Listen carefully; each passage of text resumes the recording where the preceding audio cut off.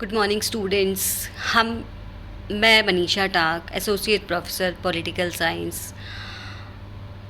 आप लोगों को इस क्लास में भारत की न्यायपालिका के बारे में पढ़ाऊंगी। देखो बच्चों, हमने बात की थी कि भारत में शासन के 3 अंग होते हैं और उन 3 अंगों में व्यवस्थापिका और कार्यपालिका के बारे में हम बात कर चुके हैं।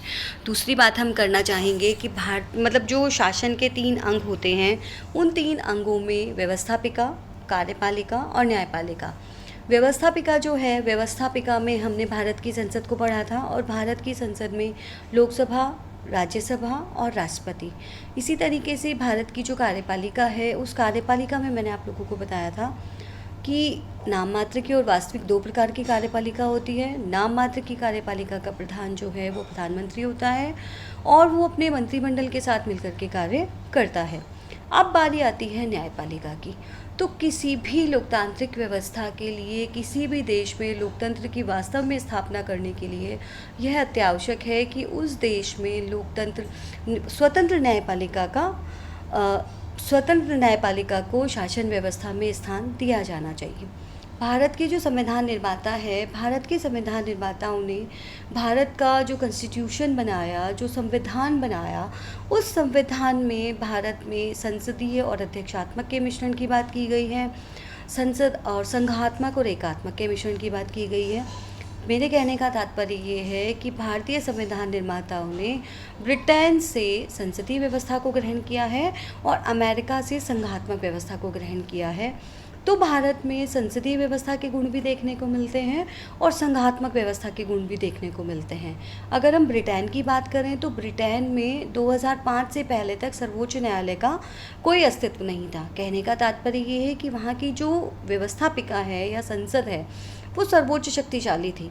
और अमेरिका में सर्वोच्च न्यायालय है लेकिन वहाँ की संसद सर्वोच्च न्यायालय के ऊपर हावी नहीं है। तो भारत में पूरी तरीके से लोकतंत्र की स्थापना करने के लिए यह ज़रूरी था कि कि न्यायपालिका को शासन के दोनों अंगों से स्वतंत्र रखा जाए। इसीलिए भारत में एक स्वतंत्र न्यायपालिका की स्थापना की गई है। स्वतंत्र न्यायपालिका की स्थापना के साथ में एक सर्वोच्च न्यायालय की स्थापना की गई है और सर्वोच्च न्यायालय जो है उसका मुख्य कार्य होता है संविधान की व्याख्या करना और संविधान की व्याख्या करने के साथ में न्यायिक पुनरावलोकन के अधिकार के माध्यम से सर्वोच्च न्यायालय बहुत ज़्यादा शक्तिशाली हो जाता है। अब हम बात करते हैं भारत की न्यायिक व्यवस्था की संरचना के बारे में। तो भारत में अगर हम कहीं भी देखें, किसी भी संघीय राज्य में न्यायपालिका की भूमिका बहुत ज़्यादा महत्वपूर्ण होती है और न्यायपालिका केवल केंद्र और राज्य के बीच अधिकारों का संरक्षण नहीं करती है बल्कि नागरिकों के मौलिक अधिकारों की रक्षा भी करती है, नागरिकों की मौलिक अधिकारों की रक्षा के प्रति सजग भी होती है और कार्यपालिका और व्यवस्थापिका के अधिकारों का अगर अतिक्रमण होता है तो ऐसी स्थिति में न्यायपालिका उन अधिकारों की रक्षा करने का कार्य भी करती है। कुल मिलाकर के न्यायपालिका एक ऐसा ऑर्गन है, एक ऐसा अंग है जिसके बिना वास्तविक लोकतंत्र की कल्पना नहीं की जा सकती।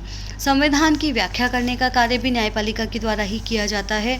तो न्यायपालिका शासन का एक ऐसा महत्वपूर्ण अंग है जिसके ऊपर शासन व्यवस्था टिकी होती है और अगर व्यवस्थापिका और कार्यपालिका के ऊपर न्यायपालिका का नियंत्रण नहीं होता है तो ऐसी परिस्थिति में ये संभावना बन जाती है कि व्यवस्थापिका और कार्यपालिका क्या हो जाएंगी, वो अपने आप में निरंकुश हो जाएंगी और जनता के अधिकारों का हो सकता अतिक्रमण भी हो।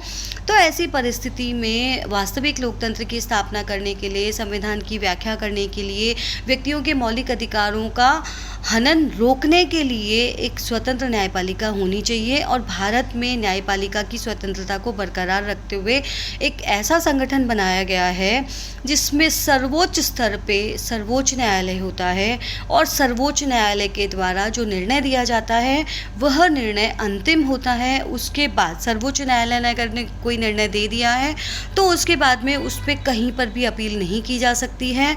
उस पर अपील करने का कार्य या उसमें चेंज करने का कार्य, किसी व्यक्ति को कोई दंड दिया जाता है, कोई किसी को ऐसा मतलब कोई अपराधी है, उसको दंड दिया गया है, सर्वोच्च न्यायालय में उसका मुकदमा चल रहा है और उसका निर्णय आ गया है, तो उसे केवल एक ही आसरा होता है और वो होता है राष्ट्रपति का।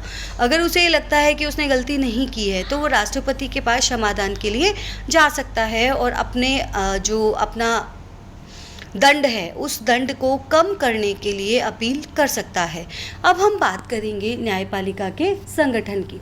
तो न्यायपालिका का जो संगठन है, उस न्यायपालिका के संगठन में भारतीय संविधान के अध्याय 4 के अनुच्छेद 124 के अनुसार भारत का एक उच्चतम न्यायालय होगा। प्रारंभ में इसमें एक मुख्य न्यायाधीश और 7 अन्य न्यायाधीशों की व्यवस्था की गई थी, लेकिन बाद में 1956 में न्यायाधीशों की संख्या 11 और 1964 में न्यायाधीशों की संख्या 14 कर दी गई थी। 1986 के अधिनियम के अनुसार उच्चतम न्यायालय में एक मुख्य न्यायाधीश और 25 अन्य न्यायाधीशों की व्यवस्था की गई, जो व्यवस्था आज तक भी बरकरार है। जब हम इस सर्वोच्च न्यायालय के संगठन को देखते हैं तो भारत की जो न्यायिक व्यवस्था है, भारत की न्यायिक व्यवस्था के संगठन को जब हम देखते हैं तो भारत की न्यायिक व्यवस्था के संगठन में सबसे ऊपर सर्वोच्च न्यायालय होता है। सर्वोच्च न्यायालय के बाद राज्यों के उच्च न्यायालय होते हैं, फिर जिला और सत्र न्यायालय होते हैं और फिर उसके बाद में अधीनस्थ न्यायालय होते हैं और लोक अदालतें होती है। तो इस प्रकार से भारतीय न्यायिक व्यवस्था का स्ट्रक्चर एक खड़ा होता है, एक संगठन होता है। अब हम भारत के न्यायाधीशों की योग्यताओं के बारे में बात करेंगे। तो भारतीय संविधान के अनुसार भारत में जो व्यक्ति सर्वोच्च न्यायालय का न्यायाधीश बनना चाहता है, उसके लिए सबसे पहली बात ये होती है कि वह भारत का नागरिक होना चाहिए। दूसरी बात, किसी उच्च न्यायालय अथवा किसी एक से अधिक उच्च न्यायालय का कम से कम 5 वर्ष तक वह न्यायाधीश रहा हो या कम से कम 10 वर्षों तक किसी उच्च न्यायालय का अधिवक्ता रह चुका हो, वहाँ पर उसने वकालत करी हो, एवं राष्ट्रपति की राय में वो प्रसिद्ध कानून वेत्ता हो। अगर कोई भी व्यक्ति ये योग्यताएं रखता है तो वह भारत के सर्वोच्च न्यायालय का न्यायाधीश होने की योग्यता रखता है और राष्ट्रपति के द्वारा उसे चुना जा सकता है। अब हम बात करते हैं मुख्य न्यायाधीश की नियुक्ति की। तो मुख्य न्यायाधीश की नियुक्ति, सर्वोच्च न्यायालय के मुख्य न्यायाधीश की नियुक्ति भारत के राष्ट्रपति द्वारा की जाती है और भारत के राष्ट्रपति के द्वारा समस्त कार्य जो किए जाते हैं वो समस्त कार्य भारत के प्रधानमंत्री की सलाह के अनुसार किए जाते हैं। तो कुल मिलाकर के हम ये कह सकते हैं कि भारत के राष्ट्रपति के द्वारा सर्वोच्च न्यायालय के न्यायाधीश की नियुक्ति की जाती है और अन्य न्यायाधीशों की नियुक्ति, मतलब जो 25 न्यायाधीश और हैं, उन 25 न्यायाधीशों की नियुक्ति मुख्य न्यायाधीश की सलाह पे राष्ट्रपति के द्वारा की जाती है। कुछ तदर्थ न्यायाधीशों की नियुक्ति मुख्य न्यायाधीश द्वारा राष्ट्रपति की अनुमति से की जाती है। और इस व्यवस्था, मतलब ये जो व्यवस्था है न्यायाधीशों की नियुक्ति की, इसे संविधान के अनुच्छेद 127 में बताया गया है और उस अनुच्छेद 127 के अनुसार भारत का राष्ट्रपति भारत के मुख्य न्यायाधीश की नियुक्ति करेगा और मुख्य न्यायाधीश की सहमति से अन्य न्यायाधीशों और तदर्थ न्यायाधीशों की नियुक्ति भी राष्ट्रपति के द्वारा की जाती है। अब हम बात करते हैं न्यायाधीशों की नियुक्ति के साथ साथ में न्यायाधीशों के कार्यकाल की भी बात कर लेते हैं। तो न्यायाधीशों के कार्यकाल में भारत के उच्च न्यायालय के न्यायाधीश 65 वर्ष की आयु तक अपने पद पर बने रह सकते हैं और 65 उससे पूर्व चाहे तो वो अपने पद से त्यागपत्र भी दे सकते हैं।